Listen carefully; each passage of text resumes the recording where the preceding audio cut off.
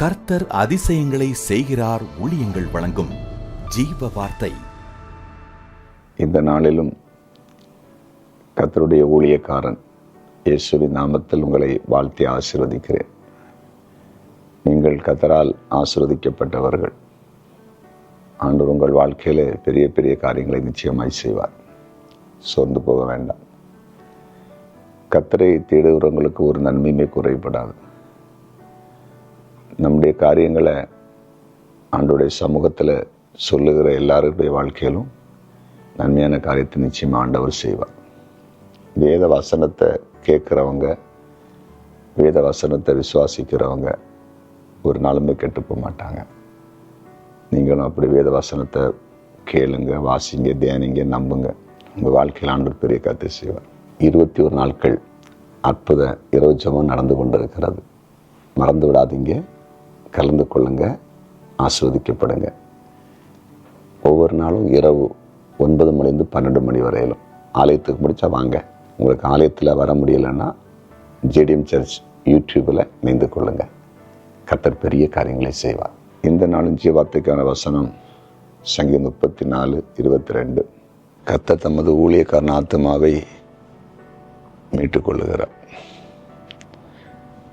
கர்த்தருக்கு ஊழியம் செய்வது ஒரு பெரிய பாக்கியம். குறிப்பாக நமக்குள்ள இருக்கிற ஆத்துமாவும் மிகவும் முக்கியமானது. இந்த ஆத்துமா, இந்த சோல் தான் நமக்கு பரலோக வாழ்க்கைக்கு கடந்து செல்லுகிறது. கண்டிப்பாக நம்ம இந்த உலகத்தில் எல்லாரும் ஒரு நாள் மறிக்க போகிறோம், அதில் மாற்று கருத்து இல்லை. ஆனால் நம்முடைய ஆத்மா மறிக்கக்கூடாது. அந்த ஆத்மா தேவராஜ்யத்துக்குள்ள தேவனோடு கூட இளைப்பாறுக்கு போகணும். அதுக்கு வேதத்தில் நிறைய காரியத்தை ஆண்டவர் சொல்லியிருக்கிறாரு. அதில் ஒன்று தேவனுக்கு ஊழியம் செய்வது. ஆண்டவராக இயேசு கிறிஸ்துவை ஏற்றுக்கொண்டிருக்கிற நாம், ரட்சிக்கப்பட்டிருக்கிற நாம், சபைகளுக்கு செல்லுகிற நாம், இயேசுவே ஆண்டவர் என்று நம்புகிற நாம், ஏதாவது ஒரு ஊழியத்தை ஆண்டவருக்கு செய்யணும்.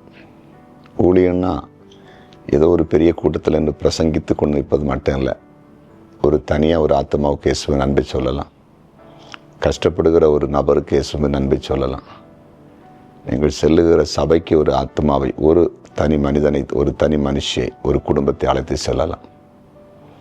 அல்லது ஒரு சில நிமிடங்கள் ஒரு சில குடும்பங்களுக்காக ஜெபிக்கலாம், தேசத்துக்காக ஜெபிக்கலாம். அல்லது உங்கள் சபையில் ஏதாவது உதவி ஊழியங்கள், உங்கள் போதகரோட கூட, உடன் ஊழியர்கள் கூட வாரத்துக்கு ஒரு நாள் 2 நாளாக போய் ஏதாவது செய்வதற்கு வாய்ப்பு இருந்தால், நீங்கள் வேலை தொழில் ஏதாவது பண்ணி கொண்டு இருந்தாலும் ஒரு சைடில் முடிஞ்ச அளவுக்கு ஒரு ஊழியத்தை இங்கே செய்வது பாக்கியம். இந்த நிமித்தம் ஆண்டு என்ன செய்கிறாருன்னா, ஆத்மாவை மீட்டெடுத்து பரலோகத்தில் சேர்ப்பார். ஜெபம் பண்ணுவோமா? ஜெபிக்கலாம். அன்பாண்டவரே, நீர் நல்லவராக இருக்கிறீர், அதற்கு ஸ்தோத்திரம். எங்களுடைய ஆத்மா வெளியேறப்பட்டது. நாங்கள் உம்மோடு கூட வாழ வேண்டும் பரலோகத்தில். அதற்கு ஊழியம் செய்வது ஒரு பாக்கியம் என்று சொல்லியிருக்கீங்க. இன்றைக்கு உம்முடைய வார்த்தை கேட்குற ஒவ்வொருவரும் ஏதாவது ஒரு ஊழியத்தை இயேசப்பா உமக்காக செய்யட்டும். அதன் மூலம் அவங்க பரலோக வாழ்க்கையை பெறட்டும். இந்த நாளில் பலகீனங்கள், சோறுகள், வியாதிகள், கஷ்டத்தில் இருக்க எல்லாரையும் விடுதலையாக்கும். பிறந்த நாளை காண்கிற எல்லாரையும் ஆசீர்வதிங்க. திருமண நாளை காண்கிற எல்லா குடும்பத்தையும் ஆசீர்வதிங்க. கமெண்ட் செக்ஷனில் ஜெப குறிப்புகள் அனுப்பியிருக்கிற ஒவ்வொருவருக்கும் நீர் அற்புதம் செய்யுங்க. இயேசுவின் நாமத்தில் பிதாவே, ஆமென்.